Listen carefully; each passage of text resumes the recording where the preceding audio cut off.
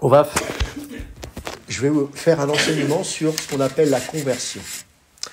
Alors pourquoi j'ai pensé à partager sur ce sujet? Parce que finalement, je m'aperçois que, y compris dans le monde évangélique, on n'a pas vraiment saisi ce qu'est la conversion. Et en ces temps difficiles où nous voyons des gens évangélisés, entre guillemets, dans la rue, malheureusement, parce que souvent ces formes d'évangélisation ne sont pas correctes, ne sont pas bibliques, ça peut amener des faux chrétiens, des fausses conversions. Je vais vous dire franchement, la plupart des prédicateurs de rue que j'entends ne prêchent pas l'évangile. En fait, ils ont tellement envie que les âmes viennent à Christ, alors qu'on sait que c'est Christ qui attire, c'est pas nous, et que nous sommes que des porte-voix, des transmetteurs de la parole du royaume, eh bien qu'ils promettent des choses derrière une conversion. Venez à Christ et vous aurez ceci. Venez à Christ et vous serez guéris. Mais c'est pas ça l'évangile. Ça n'a rien à voir. Il y a des gens qui n'ont pas besoin de Jésus pour être guéris. Il y a des gens qui n'ont pas besoin de Jésus pour avoir de l'argent. Ils travaillent. Il y a des gens qui même, je vais vous choquer peut-être, qui n'ont pas besoin forcément d'être délivrés d'une addiction parce qu'il y a des centres sociaux ou des choses comme ça. Est-ce que Dieu, pour autant, n'agit pas dans tous ces domaines? Bien sûr que oui. Mais c'est pas ça, l'évangile. Et du coup, les gens, ils disent, c'est peut-être une facilité pour moi d'être enfin guéri, d'être transformé, d'avoir de l'argent et ceci. Et je vais dans les églises, etc. Et on traîne des gens pendant des années comme ça parce qu'ils n'entendent plus le vrai évangile. L'évangélisation, c'est pas ça. L'évangélisation, c'est de dire réellement l'état de nos cœurs et que nous avons besoin d'être sauvés. Parce que accepter Jésus, comme on dit, pour aller quelque part, pour avoir une bénédiction et tout ça, où est le terme de salut là-dedans? Il n'y a pas besoin de salut. Or, le cœur de l'évangile, c'est d'être sauvé. Mais sauvé de quoi? Si les gens ne savent pas de quoi ils vont être sauvés, où est la conversion? C'est-à-dire que quand on évangélise, il faut être biblique. On évangélise bibliquement. Alors, j'entends qu'on peut mettre les formes et qu'on s'adapte par rapport à la modernité de la vie, mais en aucun cas, la parole doit s'adapter au monde. Nous ne sommes pas là pour faire croire aux gens qu'ils auront une meilleure vie ici-bas. Peut-être, peut-être pas, mais ce n'est pas le sujet. La Bible, ce n'est pas le sujet. Bien sûr, il y a des bénédictions qui s'attachent au fait de suivre Dieu, bien évidemment. Mais ce que je veux dire par là, c'est que l'évangile, quand Paul prêchait, c'était pour leur faire comprendre que d'abord, ils avaient besoin d'être sauvés. Et il leur expliquait de quoi il fallait qu'ils soient sauvés. Et il mettait le doigt sur ce que nous sommes sans Dieu. Nous sommes pourris jusqu'à la moelle. Notre cœur est tortueux. Et que nous sommes pécheurs et que nous méritons d'aller en enfer. Et quand on saisit cela, quand c'est l'esprit qui touche et qui interpelle les cœurs, parce que n'oubliez jamais que l'esprit s'appuie sur la parole. Sinon, c'est du mysticisme. L'esprit s'appuie toujours sur sa parole. Rappelez-vous, l'esprit de Dieu se mouvait au-dessus des eaux. Vous vous souvenez de ça? Est-ce qu'il s'est passé quelque chose? Non. Que la lumière soit, et l'esprit a agi. La parole fait agir l'Esprit Saint. C'est pour ça qu'on ne prie pas le Saint-Esprit, on ne loue pas le Saint-Esprit. Le Saint-Esprit n'est pas là pour ça. Il est là pour glorifier, bien qu'il soit la troisième personne de la Trinité, il est là pour glorifier Christ et le Père. C'est pour ça que tantôt on appelle l'Esprit de Dieu ou l'Esprit du Christ. Mais tout ça, ça a besoin d'être calé dans nos têtes pour qu'on puisse être des chrétiens forts et bien structurés. Et donc aujourd'hui, on entend dans les métros plein de choses. Venez à Jésus, moi il m'a délivré de machin. Mais il y a des gens qui sont sans Jésus ont été délivrés de bien d'autres choses. Donc encore une fois, ce n'est pas le sujet. Et c'est pour ça que c'est très difficile d'expliquer le vrai évangile dans des contextes où les gens ne sont pas à l'écoute. On fait du racolage. Mais on ne prêche pas Christ. Et parce qu'on n'a pas compris ce qu'est réellement une véritable conversion. Et c'est pour ça qu'il est important de traiter ce sujet afin que nous puissions être au clair vis-à-vis de nous-mêmes, déjà premièrement, est-ce que nous sommes réellement convertis? Et ensuite, est-ce qu'il y a des convertis ou est-ce qu'il y a besoin de conversion? Bien évidemment. Alors, dans la conversion, il y a un ordre logique. Alors, il n'y a pas d'ordre chronologique. Bien sûr, toutes ces choses se produisent en même temps, mais pour expliquer, on est bien obligé de disséquer. Donc, que ce soit la conversion, la justification, la régénération, l'union avec Christ et l'adoption, en fait, elles ont toutes lieu en même temps. D'accord ? Seule la sanctification, toutefois, est à la fois un acte et un processus. Quand on s'est converti, on est devenu saint, mais en même temps, on se sanctifie. C'est un processus. C'est le seul élément qui fait qu'effectivement, là, il y a un processus. Mais il y a cependant une suite logique. Et on va donc suivre l'ordre que nous indiquons ici, à savoir tout d'abord ce qu'est une conversion. Il ne faut pas oublier que dans toutes les Écritures, Dieu appelle l'homme à retourner vers lui. Partout. Alors il y a des tas de versets, on ne va pas tous les citer. Ésaïe, évidemment, Ésaïe chapitre 31, verset 6, Ésaïe chapitre 59, verset 1, Joël chapitre 2, verset 12, bien sûr, Hébreux chapitre 6, verset 1, etc., etc. Et la conversion consiste justement à se tourner vers Dieu. Il y a quelque chose qui nous fait changer de direction. C'est le sens large de la conversion. C'est-à-dire que je prenais un chemin et la conversion fait que je me tourne vers Dieu. Et en se tournant vers Dieu, évidemment, tout change. Ça, c'est sûr. La conversion représente la réponse de l'homme à l'appel de Dieu. Et elle comporte deux éléments. Et c'est là où le bas blesse aujourd'hui. Et ces deux éléments, je suis désolé, mais c'est capital, sinon nous n'avons pas de véritables chrétiens. La première chose, c'est la repentance. Et la deuxième chose, c'est la foi. Dans une conversion, il y a ces deux choses simultanées, la repentance et la foi. La Bible ne demande jamais à l'homme de se justifier lui-même. Il ne demande jamais de se régénérer lui-même ou de s'adopter lui-même. Dieu seul peut faire ces choses. Mais l'homme, parce que Dieu le rend capable, peut se tourner vers Dieu.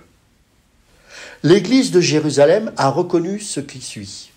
Je cite, Dieu, dans Actes chapitre 11, verset 18, « Dieu a donc accordé la repentance aussi aux païens afin qu'ils aient la vie. » Il semble clair que la repentance et la foi conduisent à la justification et la justification conduit à la vie et non l'inverse. Lisez à cet effet Romains chapitre 5, verset 17. Mais maintenant, on va voir en détail ces deux aspects de la conversion, à savoir la repentance et la foi. Bien que la repentance et la foi soient étroitement liées ensemble, évidemment, il nous faut maintenant les considérer séparément pour qu'on puisse comprendre ce qu'est premièrement la repentance et ensuite ce qu'est la foi.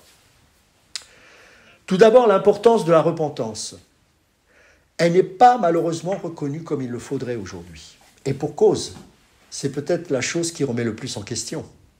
La foi, on peut mettre plein de choses bizarres autour de la foi. Ça peut encore exalter la chair. J'ai la foi que Dieu peut me sortir de cette situation. J'ai la foi que... La repentance, c'est compliqué parce que là, l'ego, il est obligé de s'humilier devant Dieu. Et c'est pour ça que dans le monde où l'ego règne, y compris dans l'Église, la repentance, on met de côté. Il y en a même qui vont dire que la repentance, c'est une œuvre. Et comme on est sauvé par la grâce, ça peut pas être biblique, dans le sens où, il y a des théologiens même qui disent ça, que la repentance est une œuvre. Non, la repentance n'est pas une œuvre. C'est une conséquence du Saint-Esprit qui convainc et qui fait que ceux qui sont appelés sont touchés par le Seigneur et se disent « Ah, je suis pécheur misérable que je suis ». C'est ce qu'a dit Paul dans Romains 7. Rappelez-vous. Mais dans Romains 8 arrive la délivrance de l'Esprit Saint. Grâce soit rendue à Jésus-Christ, car désormais, la loi de l'Esprit de vie m'a affranchi du péché et de la mort. La Bible accorde beaucoup d'importance à la prédication de la repentance. La repentance était le message des prophètes de l'Ancien Testament. Je ne vais pas vous citer tous les passages, il y en a énormément. Et d'ailleurs, certains chrétiens vont dire, oui, mais ça, c'était sous l'Ancienne Alliance. Ah bon ? Vous voulez que je vous montre tous les passages qu'il y a dans la Nouvelle Alliance et qui ne s'adressent pas seulement aux Juifs, mais également aux païens. Et d'ailleurs, on vient de citer Actes, chapitre 14, où justement, la repentance est prêchée aussi parmi les païens. C'était la note dominante de la prédication de Jean-Baptiste. Rappelez-vous, dans Matthieu chapitre 3, verset 2, ou Marc chapitre 1, verset 15. Également du Christ, dans Matthieu chapitre 4, verset 17, ou encore Luc chapitre 13, verset 3 à 5. Les 12 apôtres prêchaient la repentance. Et en particulier, Pierre, le jour de la Pentecôte. Rappelez-vous, Actes chapitre 2, verset 38, ce magnifique discours qui a introduit l'Église. Elle occupait également une place fondamentale dans la prédication de Paul. Actes chapitre 20, verset 21, ou encore chapitre 26, verset 20. Le changement de dispensation n'a pas rendu la repentance inutile à l'époque actuelle. C'est définitivement un commandement adressé à tous les hommes. Lisez à cet effet Actes chapitre 17, verset 30. C'est ce que Paul a dit à Athènes, qui était loin d'être un milieu juif. La repentance est une chose à laquelle le ciel tout entier s'intéresse grandement. C'est l'absolu des absolus. Hébreux chapitre 6, verset 1. Parce que c'est une condition essentielle pour le salut. Sans repentance, il n'y a pas de conversion. Il faut appeler un chat, mes amis. C'est pour ça que j'aime beaucoup poser des questions sur leur conversion, leur témoignage aux chrétiens, parce que ça me permet un petit peu de situer où ils en sont. Beaucoup de chrétiens disent « je suis passé de la religion catholique à la religion évangélique. Je ne suis pas converti ». C'est pas ça, la conversion. C'est pas un changement de religion. Il y a des sauvés chez les catholiques, il y a des sauvés chez les protestants, il y en a qui vont en enfer chez les catholiques, il y en a qui vont en enfer chez les protestants. C'est pas ça. Nicodème croyait en Jésus. On va en parler tout à l'heure par rapport à la foi. Il y a différents types de foi. Les démons croient. C'est pas ça la foi, la vraie foi. La foi qui mène au salut. C'est d'abord être conscient que nous sommes pécheurs. Et ça commence par la repentance, mes amis. Sinon, notre foi, c'est qu'une foi illusoire. Et c'est pour ça que même chez les chrétiens, il faut évangéliser. Parce que dans les églises, beaucoup ne savent pas qu'ils ne sont pas convertis. Parce qu'on les entretient dans l'ignorance afin de les garder bien au chaud. Mais ce n'est pas ce que le Seigneur veut. Je vous rappelle que la première chose que Paul a fait, c'est prêcher dans les synagogues. Pour leur dire que désormais, l'ancienne alliance est terminée. Et aujourd'hui, nous avons besoin de revenir dans ces synagogues qu'on appelle églises pour que justement l'évangile soit enfin prêché et que enfin la repentance soit prêchée. Parce que sans repentance, pas de conversion, et sans conversion, pas de salut. Donc nous sommes responsables de ce que nous comprenons des Écritures, et c'est à nous de le partager.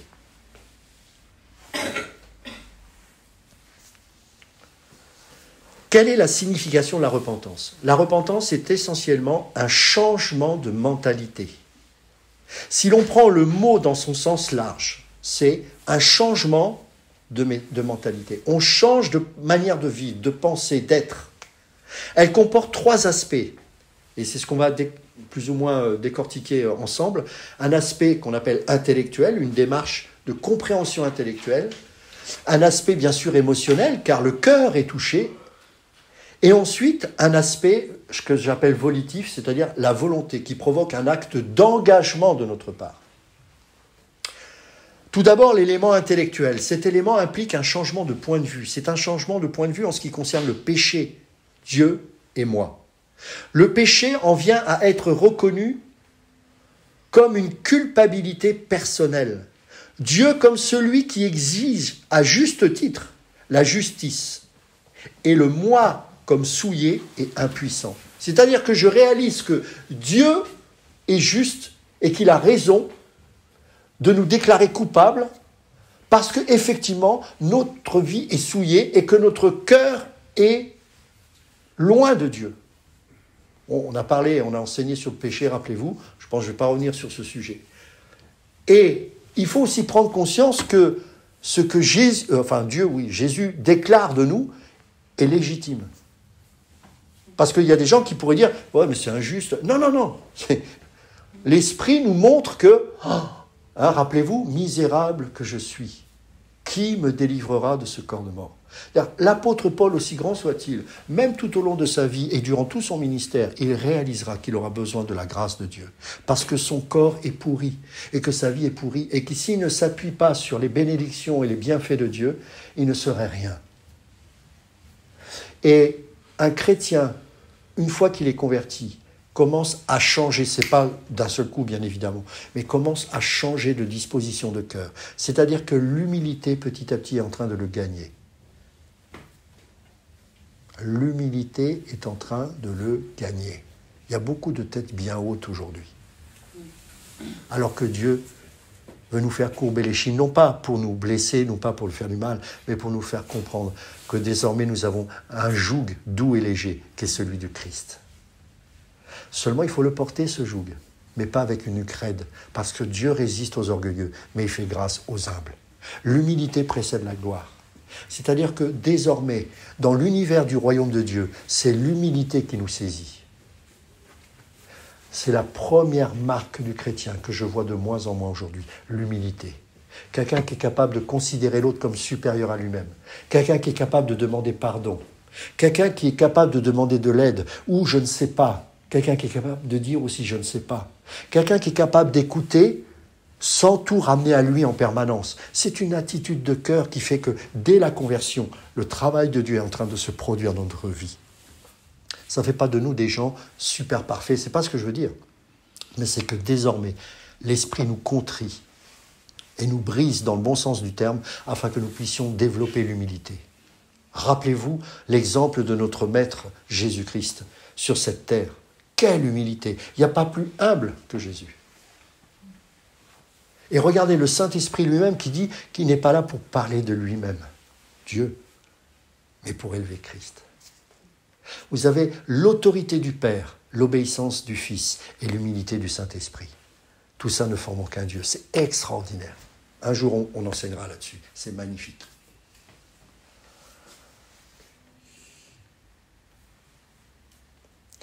Les Écritures parlent de cet aspect de la repentance comme la connaissance du péché. On va prendre Romains chapitre 3, verset 20.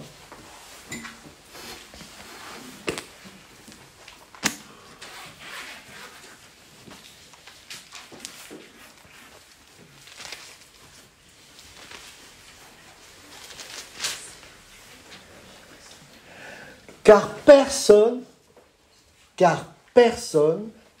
personne ne sera justifié devant lui par les œuvres de la loi, puisque c'est par la loi que vient quoi? La connaissance du péché.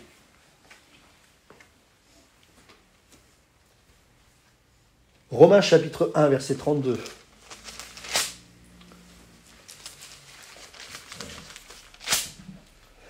Et bien qu'ils connaissent le jugement de Dieu, déclarant dignes de mort ceux qui commettent de telles choses. Non seulement ils le font, mais encore ils approuvent ceux qui les font. Tout le monde. Là, il y a des gens qui disent « Ouais, mais c'est pas juste qu'il aille en enfer. » C'est juste. Ce qui serait juste, c'est que nous allions tous en enfer. Moi le premier. Pourquoi? Parce que même ceux qui ne disent pas croire en Dieu savent qu'ils sont coupables. La Bible déclare, moi je m'appuie sur la parole, pas sur mes sentiments, ce que je pense d'eux. Si c'était les justes qui hériteraient le ciel, je serais le premier à rater le ciel. Il n'est pas venu chercher les justes, mais les pécheurs. Mais pour ça, il faut en prendre conscience. Repentance. C'est important. La repentance comporte également un changement de mentalité à propos de Christ. Pierre a invité les Juifs à considérer Christ non comme un simple homme, un imposteur ou un blasphémateur, mais comme le Messie promis et le Sauveur. Rappelez-vous, dans Actes chapitre 2, on va le lire, versets 14 à 40. Actes chapitre 2, si vous voulez savoir comment évangéliser, reprenez le livre des Actes. Et vous allez voir que là, on va vous jeter des pierres, parce que ce n'est pas le même évangile qu'on prêche. Tout à coup, non, on ne va pas prendre... excusez-moi. Actes chapitre 2, verset 14. Pardon. Alors Pierre, se présentant avec les 11, éleva la voix et leur parla en ces termes. « Hommes juifs, et vous tous qui séjournez à Jérusalem, sachez ceci et prêtez l'oreille à mes paroles. S'il n'y avait pas le Saint-Esprit, ils n'auraient jamais pu sortir. » Vous imaginez le contexte? Jésus était crucifié. Il était ensuite ressuscité. Il a enseigné les apôtres, enfin les disciples pendant 40 jours. Puis il est remonté auprès de son Père. La tension était au maximal. Il y avait les zélotes qui commençaient à monter en puissance pour qu'une révolte se manifeste contre Rome. Rappelez-vous que 30 ans plus tard, Jérusalem, et particulièrement le temple, sera entièrement détruit. Mais déjà à l'époque, il y avait des tensions. Ensuite, il faut savoir que les Juifs étaient animés de haine à ce moment-là, enfin surtout les pharisiens. Donc, si vous n'avez pas le Saint-Esprit, vous n'allez pas débarquer comme ça, sortir en disant aux Juifs, repentez-vous. Surtout au moment où Jésus venait à un peu plus d'un mois, venait d'être crucifié, vous imaginez.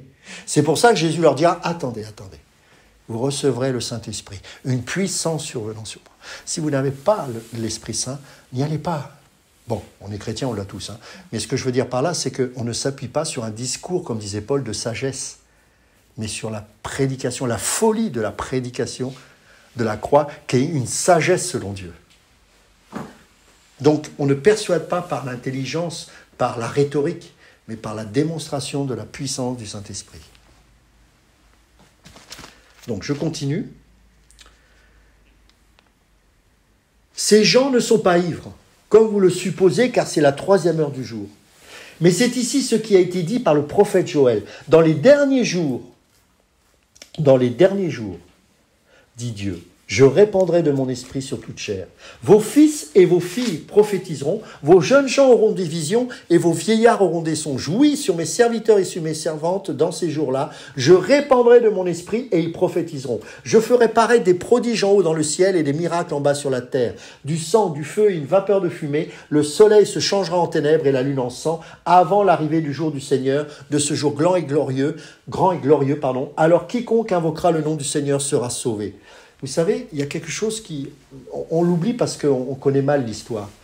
Mais c'était important de prêcher aussi la catastrophe qui allait venir. Beaucoup de gens pensent que c'est la fin des temps. Non, là, il leur annonce la destruction de Jérusalem. Alors, je ne suis pas sûr que les apôtres en étaient conscients de ça. Mais en fait, il était en train de leur dire, convertissez-vous, parce que 90% de la population à Jérusalem va disparaître. Vous savez qu'il y a eu, en 70 après Jésus-Christ, 1 200 000 morts. 1 200 000 morts. Les mamans mangeaient leurs bébés. Si vous voulez les preuves, vous prenez la guerre des Juifs de Flavius Joseph, qui raconte en détail le siège de Jérusalem qui a duré 3 ans. C'était une horreur. Horreur. Et c'était un jugement de Dieu. Et ce qui s'est passé, en fait, c'était justement une bénédiction pour les Juifs, même si ça paraît difficile à dire, pour qu'ensuite ils se dispersent. Parce qu'en fait, avant même que ça arrive, Jésus leur avait dit déjà, dispersez-vous quand ces choses arriveront. Ils n'ont pas voulu écouter. Par contre, Flavius Joseph dira lui-même que seuls ceux qui, avant, alors qu'ils pressentaient les choses, ont pu partir Jérusalem, ont été épargnés. C'est Flavius Joseph qui le dit. Et il dira, ça c'est très fort dans ce livre, c'est ce qui m'avait interpellé, que pas un qui est resté à Jérusalem n'a survécu. Pas un, même pas un bébé, personne. Donc on voit la grâce de Dieu qui nous avertit avant. Et quand des choses arrivent, il ne faut pas avoir peur de fuir. La seule chose où on doit faire face, c'est au péché, de résister. Mais quand le monde est comme ça, il n'y a pas de honte à fuir. Au contraire. Et Jésus nous le dit. Et c'est pour ça que les chrétiens, on peut être une bénédiction dans le monde entier, parce que de persécution en persécution, ils ont pu prêcher le royaume de pays en pays, de ville en ville. Et c'est pour ça que jusqu'à Rome, Paul avait la vision d'annoncer l'évangile à Rome, parce qu'il savait que Rome était la capitale du monde de l'époque. Homme israélite, verset 22, écoutez ces paroles, Jésus de Nazareth, cet homme à qui Dieu a rendu témoignage devant vous par les miracles, les prodiges et les signes qu'il a opérés par lui au milieu de vous, comme vous le savez vous-même. Cet homme, écoutez bien, livré selon le dessein arrêté et selon la prescience de Dieu, vous, c'est terrible de dire ça, hein, vous l'avez crucifié, vous l'avez fait mourir par la main des impies. Là, il faut avoir le Saint-Esprit, hein. Dieu l'a ressuscité en le délivrant des liens de la mort parce qu'il n'était pas possible qu'il soit retenu par elle, etc., etc. Et au verset 29, il va dire « Hommes, frères, qu'il me soit permis de vous dire librement au sujet du patriarche David qu'il est mort, qu'il a été enseveli et que son sépulcre existe encore aujourd'hui parmi nous. Comme il était prophète et qu'il savait que Dieu lui avait promis avec serment de faire asseoir un de ses descendants sur son trône, c'est la résurrection du Christ qu'il a prévue et annoncée en disant qu'il ne serait pas abandonné dans le séjour des morts et que sa chair ne verrait pas la corruption. » Bon, je passe tout le discours et au verset 37, il est écrit « Après avoir entendu ce discours, ils eurent, ça c'est intéressant, le cœur vivement touché et ils dirent à Pierre et aux autres apôtres, « Hommes, frères, que ferons-nous » Voilà, le Saint-Esprit a convaincu. Mais il a fallu l'enseignement. Et regardez au verset 38, Pierre leur dit « Repentez-vous. Repentez-vous, et que chacun de vous soit baptisé au nom de Jésus-Christ à cause du pardon de vos péchés, et vous recevrez le don du Saint-Esprit. » Verset 41, regardez les conséquences. Ceux qui acceptèrent sa parole furent baptisés, et en ce jour-là, le nombre des, non pas des chrétiens comme on l'entend aujourd'hui, le nombre des disciples. On ne baptisait pas un touriste. Je suis de moins en moins convaincu qu'on doit baptiser les gens comme ça. Je vous le dis franchement. Je l'ai fait. Aujourd'hui, je ne ferai plus la même chose. Il faut vérifier qui on baptise, parce qu'on est responsable. Maintenant, je comprends beaucoup mieux. Parce que les vrais chrétiens, ce sont des gens qui ne sont pas parfaits, mais qui manifestent un zèle et qui ont envie d'avancer. Et parfois, il faut tester. Alors, on ne va pas mettre 1 an, ni 6 mois, c'est pas ce que je veux dire pour baptiser. Mais il faut quand même creuser un petit peu. Parce qu'aujourd'hui, ce n'est plus un gage de salut. À l'époque, quelqu'un s'il baptisait, il savait qu'il allait mourir. Parce que sous la Rome antique, être baptisé, c'était se condamner à mort. Donc ce n'était pas n'importe quoi. Donc on ne peut pas s'appuyer sur les livres des actes pour dire on baptise tout de suite. Parce qu'à l'époque, quelqu'un qui était baptisé, il savait qu'il était condamné à mort. Aujourd'hui, vous voyez ce que je veux dire? Donc attention au contexte, attention à l'histoire. Donc c'est un changement de mentalité et c'est ce que Pierre, comme on a lu tout à l'heure, va prêcher. Et il va leur faire comprendre qu'il était bien ce Messie promis. Donc il y a un élément intellectuel, c'est-à-dire qu'on explique les choses. Et l'intelligence aussi comprend et est touchée. Ensuite, il y a l'élément, ce que j'appelle émotionnel. Cet élément implique un changement de sentiment. La tristesse pour le péché et un désir d'être pardonné sont des aspects de la repentance. Il y a une profonde émotion dans la prière de David, dans le psaume chapitre 51, verset 3. Rappelez-vous, « Ô Dieu, aie pitié de moi dans ta bonté, selon ta grande miséricorde, efface mes transgressions. » Là, c'est les émotions, c'est le cœur qui est affecté et qui prie. Il y a un sentiment de tristesse. Paul écrira « Je me réjouis à cette heure, non pas de ce que vous avez été attristés, mais de ce que votre tristesse vous a porté à la repentance. » Car vous avez été attristés selon Dieu, afin de ne recevoir de notre part aucun dommage. En effet, la tristesse selon Dieu produit une repentance à salut dont on ne se repent jamais. 2 Corinthiens chapitre 7, verset 9. Et ensuite, bien sûr, il y a l'élément, ce que j'appelle volitif, c'est-à-dire la volonté. C'est-à-dire l'homme initie parce qu'il a compris la repentance, il s'engage. Cet élément implique un changement de volonté, de disposition et de but.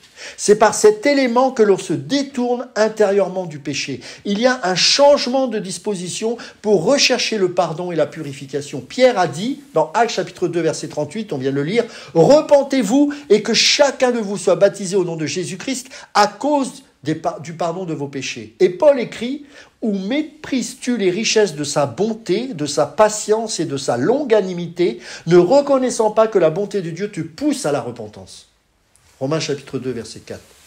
Nous voyons dans ces 2 versets l'élément volitif de la repentance. La confession des péchés, je ne vais pas citer tous les versets, il y en a beaucoup, et la réparation des torts faits aux autres sont aussi des fruits de la repentance, même s'ils ne font pas partie de la repentance elle-même, bien évidemment. Nous ne sommes pas sauvés pour nous repentir. La repentance n'est pas une réparation faite à Dieu, mais une condition de cœur essentielle avant de pouvoir croire à salut. De plus, la véritable repentance n'existe jamais en dehors de la foi. C'est-à-dire que l'on ne peut pas se détourner du péché sans en même temps se tourner vers Dieu. Réciproquement, nous pouvons dire que la véritable foi n'existe jamais sans la repentance. Les deux, en fait, sont inséparablement liés ensemble. La foi et les repentances, c'est 2 choses que... Là, on les sépare parce qu'il faut enseigner. Mais dans la pratique, ce sont 2 choses qui sont simultanées, en fait. Il n'y a pas de repentance sans foi. Une vraie repentance selon Dieu amène à la foi. Sinon, ce n'est pas une repentance. Et il n'y a pas de foi sans repentance. Il n'y a pas de repentance sans la foi, il n'y a pas la foi sans repentance. Alors, quels sont les moyens qui mènent à la repentance?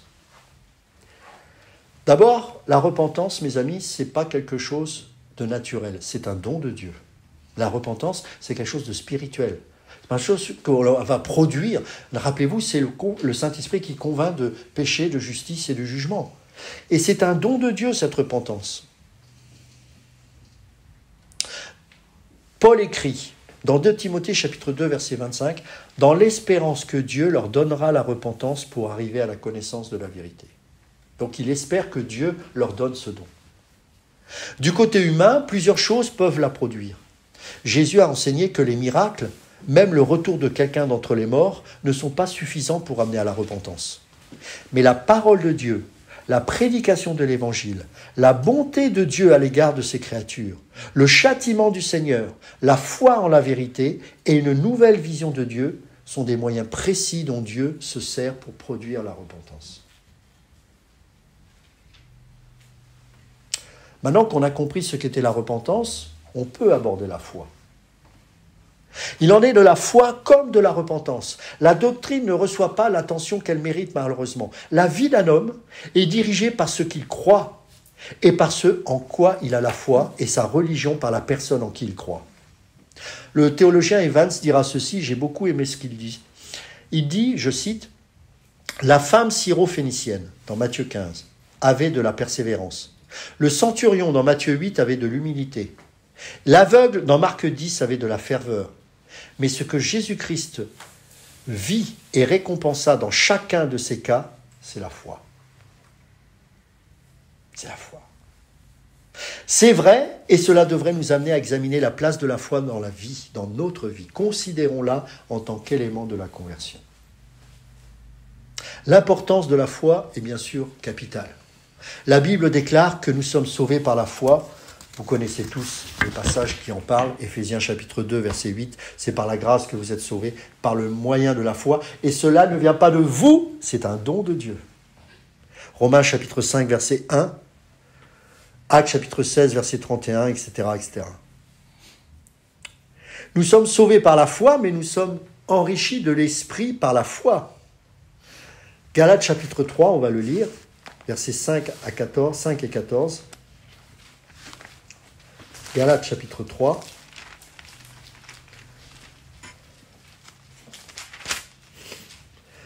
Celui qui vous accorde l'esprit et qui opère des miracles parmi vous, le fit-il donc par les œuvres de la loi ou par la prédication de la foi? Ou par la prédication de la foi. Verset 14. Afin que la bénédiction d'Abraham ait pour les païens son accomplissement en Jésus-Christ et que nous recevions par la foi l'Esprit qui avait été promis. Nous sommes sanctifiés par la foi. Nous sommes gardés par la foi. 2 Pierre chapitre 1 verset 5 par exemple nous l'affirme. Nous sommes affermis par la foi et guéris par la foi. Dieu déclare que la foi est nécessaire pour lui plaire. Hébreux chapitre 11 verset 6. Et considère l'incrédulité comme un grand péché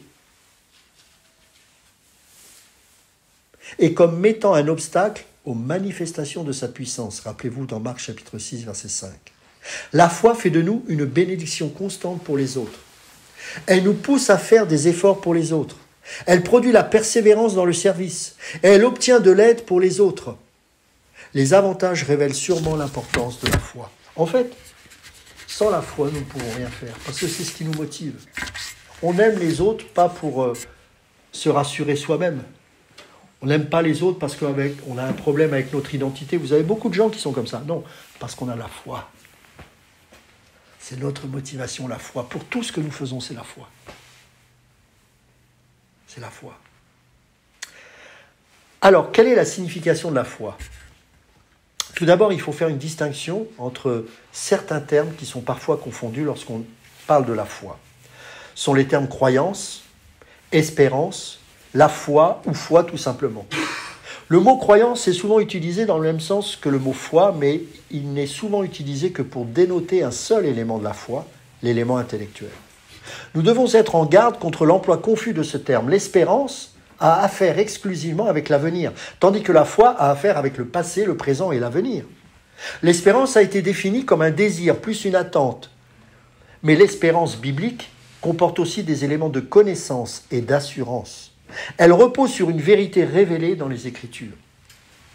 Par la foi, nous voulons dire la somme totale de la doctrine chrétienne contenue dans la Bible. La foi, bibliquement parlant, c'est en rapport toujours avec la doctrine dans ce cadre-là. Luc, chapitre 18, verset 8, 1 Timothée, chapitre 4, verset 1, ou chapitre 6, verset 10. La confiance, c'est quelque part la traduction de ce mot dans l'Ancien Testament qui équivaut à croire ou foi dans le Nouveau Testament. Confiance. Pistis, j'ai confiance. La foi, c'est que je m'appuie non pas sur mes capacités, mais sur Dieu. J'ai compris qu'il était ma provision, qu'il était ma ressource, qu'il était ma vie. Confiance. Regardez un enfant comme il a confiance en ses parents, qui sont loin d'être parfaits. Pourtant, il a une confiance. À combien plus forte raison nous devrions avoir cette foi vis-à-vis d'un Dieu qui est tellement parfait et saint. Qu'est-ce donc la foi ? C'est pas facile de formuler une définition simple et adéquate. Dans la conversion, croire, c'est se tourner vers Dieu, comme se repentir, c'est se détourner du péché. Mais il ne faut pas étudier plus attentivement cet acte qui consiste à se tourner vers Dieu. Nous pouvons dire que la Bible présente la foi comme un acte de cœur. Le cœur, c'est le siège de la motivation. C'est ce qui va nous motiver. Donc la foi doit toucher le cœur. Parce que si le cœur n'est pas touché, nous n'aurons pas la motivation pour le suivre. Elle comporte donc un changement intellectuel, c'est vrai, émotionnel et volitif, comme la repentance. Les trois aspects doivent intervenir. Les hommes croient du cœur pour être sauvés, dans Romains chapitre 10, verset 9. Vous connaissez tous ce verset. Les Écritures soulignent l'aspect intellectuel de la foi dans les passages comme Psaume chapitre 9, verset 11. Vous avez par exemple Nicodème qui commence à avoir un débat intellectuel avec Jésus, qui essaye de comprendre intellectuellement ce qu'est le salut. Et d'ailleurs, il va arriver à cette conclusion parce qu'il raisonne intellectuellement, mais comment un homme peut-il retourner dans le ventre de sa mère, rappelez-vous. Ça, c'est intellectuel. C'est important, mais si on ne prend que le côté intellectuel, évidemment, ce n'est pas suffisant. Nicodème avait cette foi dans le sens du terme qu'il est venu vers Jésus aussi. Jean chapitre 3, verset 2, il est venu la nuit peut-être, mais j'ai envie de dire, parce que beaucoup lui reprochent ça, moi il est venu. Moi c'est ça que je vois. Et d'ailleurs, il sera disciple, puisqu'après, il va rejoindre Joseph d'Arimathée pour l'embaumement, je crois qu'on dit, c'est ça qu'on dit, de Jésus, du corps de Jésus. Hein. Les démons croient. Et ils connaissent les faits concernant Dieu. Jacques chapitre 2, verset 19 nous le dit. Et c'est sans aucun doute dans ce sens que Simon le magicien, dans Actes chapitre 8, verset 13, a cru. Car rien n'indique qu'il se soit repenti et accepté Jésus-Christ. Nous en concluons donc que la foi doit être plus qu'un simple sentiment intellectuel, donc il faut maintenant étudier tous les différents aspects. C'est pour ça que faites attention, vous avez beaucoup de gens qui confessent, entre guillemets, qui croient, j'ai envie de dire presque un peu comme les démons, ou alors comme Simon le magicien, qui vont même prophétiser. Paul en parlera. Jésus dans Matthieu 7, mais n'avons-nous pas chassé les démons en ton nom ? N'avons-nous pas guéri des malades ? Je vous ne connais pas. Vous qui commettez l'iniquité. Il n'y a pas eu de repentance, ils ne se sont pas tournés vers Dieu. Dans l'élément intellectuel, inclut la croyance à la révélation de Dieu dans la nature, aux faits historiques des Écritures et aux doctrines qui sont enseignées à propos de la nature pécheresse de l'homme, de la rédemption offerte en Christ, des conditions du salut et de toutes les bénédictions promises aux enfants de Dieu. Bien que cet élément de la foi soit grandement dénigré de nos jours, il est néanmoins fondamental pour les autres éléments constitutifs de la foi. Paul dit « Ainsi la foi vient de ce qu'on entend et ce qu'on entend vient de la parole de Christ. » Donc on voit bien que c'est l'intellect aussi qui a besoin de comprendre les Écritures. Bien sûr, sans l'esprit, on ne peut rien faire. Mais on a un cerveau. Il nous l'a créé pour qu'on réfléchisse. D'accord ? Quand Luther a été touché avec ce fameux passage « Le juste vivra par la foi », certes, l'esprit lui a ouvert les yeux. Certainement, il avait dû lire ce passage à plusieurs reprises bien avant, jusqu'à ce que l'esprit l'éclaire. Mais son intelligence a été touchée également. Il a compris. Intellectuellement, on peut comprendre ces choses. Et nous avons besoin de les comprendre. Nous savons qu'il y a un Dieu, nous croyons à son existence. Romains chapitre 1, verset 19 est une démonstration intellectuelle de l'existence de Dieu et du fait que tous sont conscients de l'existence de Dieu, même s'ils ne veulent pas le reconnaître. L'épître aux Romains est magistral à ce niveau-là. Nous avons besoin de connaître l'évangile pour croire en Jésus-Christ. Si on ne comprend pas l'évangile de manière intellectuelle, comment on va découvrir Christ ? La foi biblique n'est donc pas l'acceptation d'une hypothèse de travail en matière de religion. C'est une croyance fondée sur la meilleure des preuves. Dans Psaume chapitre 9, verset 11, il est dit « Ceux qui connaissent ton nom se confient en toi, car tu n'abandonnes pas ceux qui te cherchent, ô Éternel. » Nous le cherchons avec le raisonnement. Il y a bien sûr, comme la repentance, l'élément émotionnel. Il est souligné dans des passages comme Psaume chapitre 106, verset 12. « Et ils crurent à ses paroles, et ils chantèrent ses louanges, mais ils oublièrent bientôt ses œuvres, ils n'entendirent pas l'exécution de ses desseins. » Matthieu chapitre 13, verset 20. « Celui qui a reçu la semence dans les endroits priéreux, c'est celui qui entend la parole et la reçoit aussitôt avec joie. Mais il n'a pas de racine en lui-même. Il manque de persistance. Et dès que survient une tribulation, une persécution à cause de la parole, il y trouve une occasion de chute. » Et Jean chapitre 8 verset 30 où l'auteur fait une distinction entre le grand nombre qui ont cru en Jésus et ceux qui l'ont simplement cru. Comparez également l'assentiment des scribes aux déclarations de Jésus concernant le plus grand commandement sans toutefois l'accepter comme le sauveur. Beaucoup l'ont suivi, beaucoup ont cru, ont reconnu que ce qu'il disait est vrai. Mais le cœur n'était pas touché, il n'y avait pas d'émotion. Pourquoi ? Parce que leur cœur n'était pas impacté. Et donc ils ne sont pas allés au bout. Combien de chrétiens j'ai pu voir se réjouir, donnant l'illusion d'une réelle nouvelle naissance ? J'ai moi-même baptisé une personne ou deux comme ça, et au moment où je les ai baptisées, elles ont disparu. Disparu de la circulation, disparu des... Et c'est pour ça que je dis aujourd'hui, je veux faire de plus en plus attention. Parce que je m'aperçois que l'émotion, c'est une chose, mais ça ne suffit pas. Il faut aussi qu'il y ait des preuves de conversion. Il faut qu'il y ait des fruits de conversion. Non pas une perfection absolue, parce que personne n'est parfait, mais des signes qu'il y a eu un avant et un après, quand même. Et ces gens-là, ils ont disparu. Mais pas disparu par rapport à moi, disparu du corps de Christ. Des gens qui... Je me rappelle, il y avait une sœur, elle me dit, je vais retourner, elle était d'origine, je crois, antillaise, elle dit, je vais retourner aux Antilles. Le Seigneur m'avait averti, je savais qu'elle ne devait pas y aller. Parce qu'elle a une délivrance très compliquée. Et je savais que c'était un piège pour elle d'y retourner. J'ai rien dit. J'ai prié en mon cœur, j'ai rien dit, j'ai dit ok, moi je te conseille pas, j'ai juste dit ça, et puis maintenant vas-y, si tu veux y aller. Mais moi je pense que c'est pas sage. Elle est partie, on l'a jamais revue. Elle est retombée dans l'occultisme, et c'est pire. Pas de vraie conversion. Touché, comme on dit à la bataille navale, mais pas coulé. C'est-à-dire que c'est semé dans de la pierre, il y a de la joie, mais pas de racine. Et donc, la moindre tentation, pouf! Ce n'est pas des gens qui étaient sauvés, c'est des gens qui n'avaient pas compris réellement le message, en tout cas qui ne l'avaient pas saisi et qui peut-être, pour moi, ne le voulaient pas. Oui. Je donne le témoignage de ma maman. Donc à l'époque où on était dans le ministère où on baptisait le jour de la conversion. Ouais. Donc, moi je suis d'une famille musulmane. Et donc du coup ma maman, elle était un tout petit peu, elle était malade, d'accord, mais elle pensait justement, elle a entendu cet évangile-là qui lui a été prêché, viens à Jésus et tu vas être guéri. Et donc elle voulait absolument se faire baptiser parce qu'elle pensait qu'en sortant de l'eau, elle serait complètement guérie.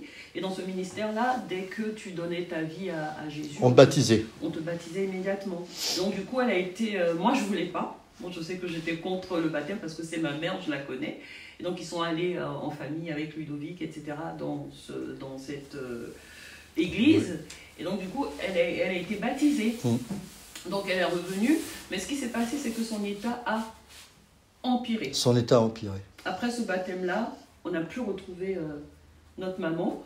Et le lendemain, elle faisait ses prières, après le baptême, elle faisait ses prières musulmanes. Hein. Et ma maman, elle est morte comme ça, après son baptême. Donc elle n'a pas obtenu cette guérison qu'elle voulait. Et elle n'était pas réellement convertie, mais elle était baptisée. Et je sais que son état s'est empiré après ce baptême. Donc c'était pour confirmer ce que tu disais par rapport au baptême. Quel évangile on lui a présenté ? De guérison. C'était que la guérison. C'était que la guérison. Miracle, miracle, miracle. Et regardez, il y a eu des mouvements qui sont apparus en Europe, on baptisait les gens dans les rues et tout. Pas de conversion, très peu. Parce qu'on prêche qu'une partie. Parce qu'on veut des résultats. Mais c'est Dieu qui produit en nous le vouloir et le faire, c'est lui qui fait. Et effectivement, c'était tout à fait ça. Donc l'élément émotionnel est important, mais il n'est pas suffisant, bien évidemment. Nous pouvons définir l'élément émotionnel de la foi comme le réveil de l'âme à ses besoins personnels et à l'application personnelle de la rédemption offerte en Christ, ainsi qu'un assentiment immédiat à ses vérités. mais ne doit pas s'arrêter là.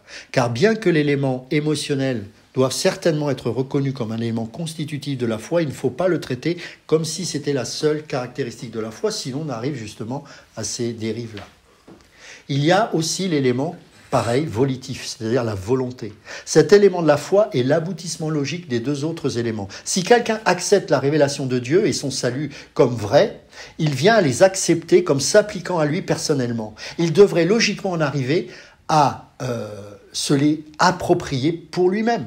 Chaque terme conduit logiquement au suivant. Un homme n'est pas sauvé tant que sa foi ne comporte pas ces trois éléments.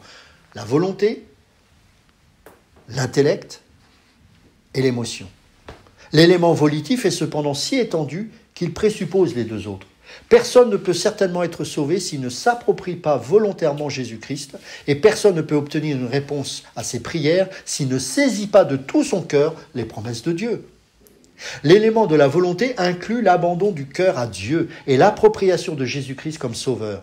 Le premier est souligné dans des passages comme dans Proverbes chapitre 33 verset 26 « Mon fils, donne-moi ton cœur et que tes yeux se plaisent dans mes voies. Venez à moi, vous tous qui êtes fatigués et chargés, et je vous donnerai du repos. Prenez mon joug sur vous et recevez mes instructions. » Donc, il s'adresse à nous pour que nous puissions nous engager dans cette voie. Donc, la volonté est là, elle intervient. Matthieu chapitre 11 verset 28.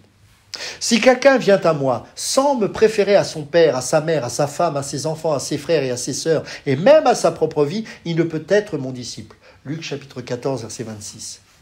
Que le terme grec pistoio, qui veut dire croire ou avoir confiance, soit utilisé dans le sens d'abandon ou d'engagement est évident dans les déclarations telles que « Mais Jésus ne se fiait pas à eux ». Le mot ici c'est pistéo, parce qu'il les connaissait tous. Jean chapitre 2 verset 24. La Bible souligne à plusieurs reprises que l'homme doit calculer le coût avant de prendre la décision de suivre Jésus-Christ. On oublie ça. Parce que sinon, c'est que l'émotion qui parle. C'est comme dans un concert. Moi, je suis très sensible aux émotions, donc je sais que je dois faire attention à ça. Et parfois, on peut être touché émotionnellement, mais c'est pas ça qui va nous donner la constance. C'est de considérer ce qu'on a entendu. Même si le cœur est touché, de se dire, tu sais ce que ça implique ? Ok. Je réfléchis, je me pose et dis, oui, je sais. Mais où irai-je, Seigneur ? C'est toi qui as les paroles de vie. Les disciples ont suivi en prenant conscience de ce que cela représentait d'être, non pas un chrétien, un disciple. Nous ne sommes pas là pour faire des chrétiens. Parce que le terme était un terme noble à l'époque, mais aujourd'hui, il ne veut plus dire grand-chose. Mais allez, faites de toutes les nations des disciples. Des gens qui prennent conscience qu'une fois convertis, c'est un engagement. Il y a un prix à payer, mes amis. C'est pour ça qu'il y a beaucoup d'appelés, mais peu d'élus. Parce que la voie est étroite. Et il faut donc considérer ces choses. Et ne pas prêcher un évangile où on berce les âmes d'illusions. Parce qu'on sera responsable de la manière dont on a entendu ces choses. C'est pour ça que je suis contre des jeunes qui prêchent l'évangile dans les rues. Parce qu'ils ont besoin d'être formés et enseignés dans les églises. On doit leur apprendre à prêcher l'évangile plutôt que de les balancer tout de suite dans les rues à faire des faux chrétiens. C'est important. Il y a un zèle. C'est indéniable. Beaucoup sont vraiment chrétiens, mais ils ne sont pas formés. Et malheureusement, à cause de ça, on va susciter des gens qui ne vont pas être des vrais chrétiens. Et qui vont parasiter l'Église. Parce que la croix n'est pas prêchée. Si vous voulez des beaux exemples de prédication de rue, écoutez Paul Washer. Ça, c'est l'Évangile. Mais vous remarquerez que là, ça ne baptise pas tout va. Parce que la croix est prêchée. Mais par contre, quand ces gens-là qui entendent ce message viennent à Christ, ça fait des disciples. Parce qu'ils savent d'abord le prix qu'il y a à payer avant de s'engager.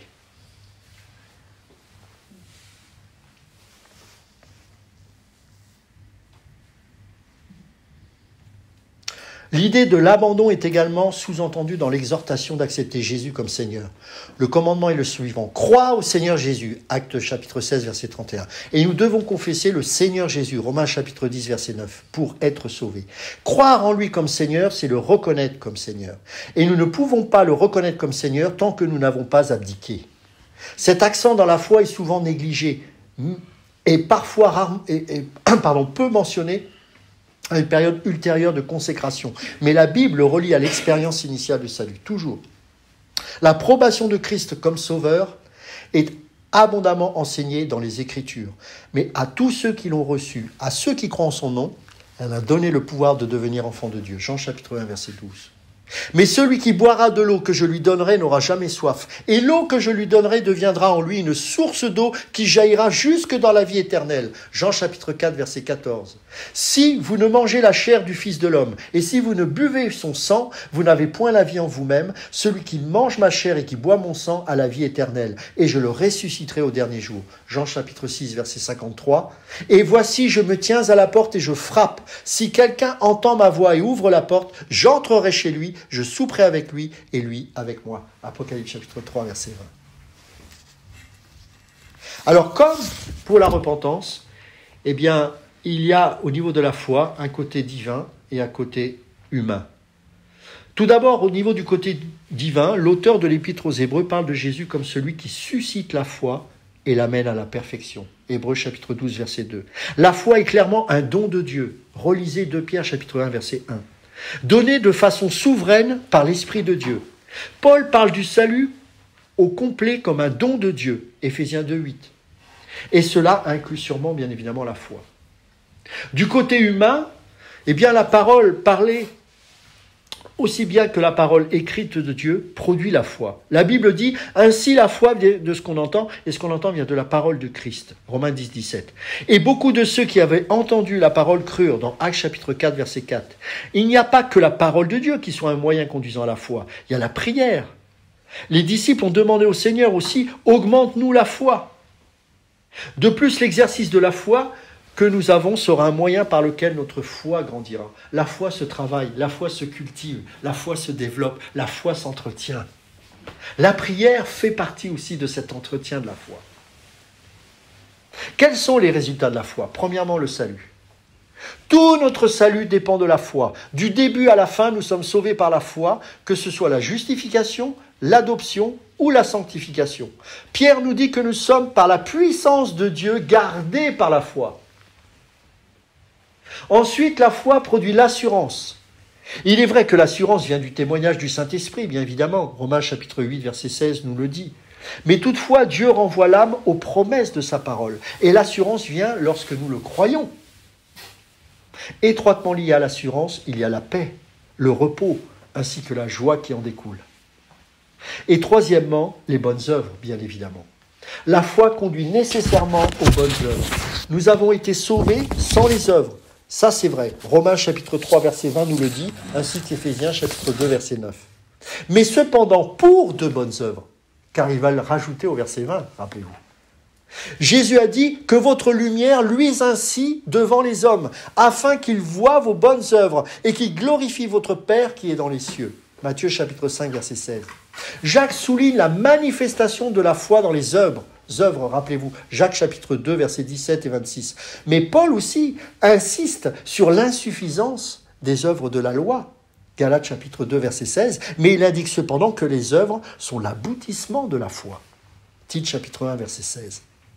Ces bonnes œuvres sont bien sûr le fruit de l'esprit, Galates chapitre 5, verset 2, verset 22, ou Éphésiens chapitre 5, verset 9. Vous voyez, mes amis, que la foi et la repentance ne font qu'un et nous définissent comme des gens qui sont réellement convertis à partir du moment où ces deux choses se sont manifestées dans notre vie. Ce sont deux choses inséparables, indissociables, mais qui commencent tout d'abord par une prise de conscience de notre état de pécheur et de notre condamnation éternelle et que nous méritons d'aller en enfer. Et ça, c'est le travail du Saint-Esprit. Et dans la foulée, vous avez la foi qui est suscitée et qui provoque ce changement de direction. Je ne vis plus pour le monde, je me tourne vers Dieu. Une nouvelle vie. La nouvelle naissance, ce n'est pas seulement une expérience mystique comme certains pourraient le dire. Non, non, la nouvelle naissance, c'est désormais une nouvelle vie avec une nouvelle motivation et un nouveau but. La nouvelle naissance, elle n'est pas produite par un visage rayonnant seulement. Rappelez-vous, ceux qui ont poussé dans la rocaille, ils avaient ce visage rempli de joie. Et puis on ne les voit plus. Donc ce n'est pas ça la nouvelle naissance. La nouvelle naissance, c'est quelqu'un qui a compris, qui a considéré que oui, il était pécheur. Oui, il méritait la mort. Oui, il ne peut rien faire sans Dieu. Mais que désormais, en son âme et conscience, il a décidé de le suivre afin de vivre une vie de disciple. Là, on peut dire que je suis né de nouveau. Après, oui, on tombe. Et on tombera toujours. Mais j'ose espérer qu'on grandira. Et qu'on marchera de victoire en victoire. Oui, on continuera d'avoir parfois des travers et des penchants, des choses comme ça. Oui, parfois, on aura même besoin d'une forme de guérison dans certains aspects de notre vie. Parce que le passé, malheureusement, a laissé des traces. Vous savez, il y a quelqu'un qui disait, on peut te planter les clous dans une main, on peut te retirer le clou, mais il restera toujours le trou. Jésus, il a montré les trous. Nous avons des cicatrices. On a ôté peut-être les bouts de verre qui nous tailladaient les plaies, mais il reste ces cicatrices. Donc il faut apprendre à vivre, non pas comme ça en subissant, mais en se disant oui, ce sont les blessures qui sont souvent liées, non pas comme le maître, mais plutôt moi, c'est mes erreurs, mes passés, mais je n'ai plus ce qui provoque ces blessures. C'est différent. Et donc je ne dois plus écouter le diable qui me dit, tu vois, tu as encore ces blessures. Oui, j'ai ces blessures. Mais ce qui faisait et ce qui était à l'origine de ces blessures a disparu. Vous comprenez? Donc tout ça, c'est une conversion. Et je connais même des vrais enfants de Dieu qui, à cause de ces messages bizarres qu'ils entendent, doutent de leur salut. Et ça m'attriste encore plus. Parce que ce sont des gens qui ont besoin d'être assurés et de comprendre, oui, tu es réellement des nouveaux. Mais c'est simplement que la parole n'a pas été enseignée correctement. Et du coup, elle ne peut pas te construire correctement. Qu'est-ce que Dieu pense au sujet de telle chose? Qu'est-ce que Dieu pense au sujet de mon couple? Qu'est-ce que Dieu pense au sujet de ma vie? Qu'est-ce que Dieu pense au sujet du salut? Qu'est-ce que c'est? Qu'est-ce que Dieu pense au sujet de lui-même? Qui est-il? Toutes ces choses-là, nous avons besoin de l'apprendre. Rappelez-vous, dans le livre des Actes, ils étaient tous les jours assis et ils partageaient les Écritures. Il n'y avait pas la Bible comme ça, hein? Vous savez, pendant plus de 3 siècles, les chrétiens se filaient des bouts de papier. Il y avait peut-être 3-4 épîtres maximum. Bien sûr, les Juifs convertis, ils avaient encore le Tanakh. Mais les autres, c'était des bouts de lettres. Regardez la foi. Nous, j'en suis le premier à le dire, j'ai des tas de versions de Bible, mais j'en ai pléthore. Mais quand je compare ma vie à ceux des premiers chrétiens, pourquoi? Parce que la Bible, elle doit nous aider à nous tourner vers une personne, pas vers une théologie, vers Christ.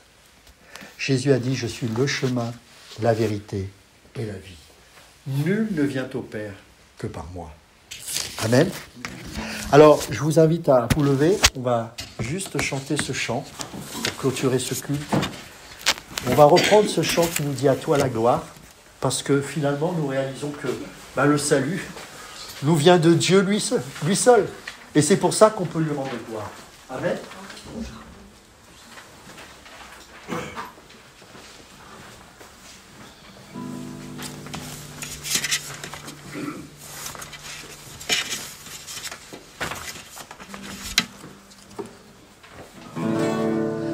À toi la gloire, ô ressuscité, à toi la victoire pour l'éternité, brillant de lumière, l'ange est descendu, il roule la terre du tombeau vaincu. À toi la gloire, ô ressuscité, à toi la victoire pour l'éternité. Vois-le paraître, c'est lui, c'est Jésus, ton sauveur, ton maître, on ne doute plus. Sois dans l'allégresse